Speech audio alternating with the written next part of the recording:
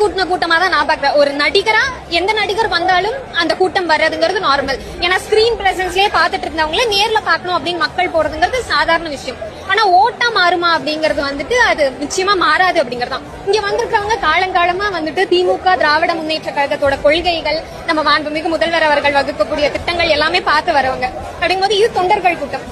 ஓட்டா மாறக்கூடிய கூட்டங்கள், ஓட்டா இருக்கக்கூடிய கூட்டம். பட் அது வந்துட்டு ரசிகர்கள் கூட்டம். ஸ்கிரீன்ல பாத்துட்டு இருந்தவரை நான் நேர்ல பார்க்க விருப்பப்படுறேன் அப்படிங்கிற கூட்டம்.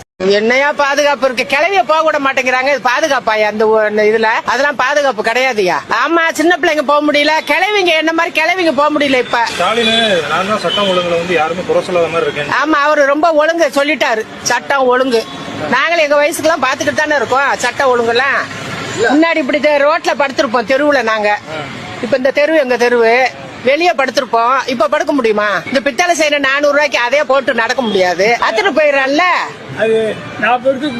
இப்ப அதேதான்.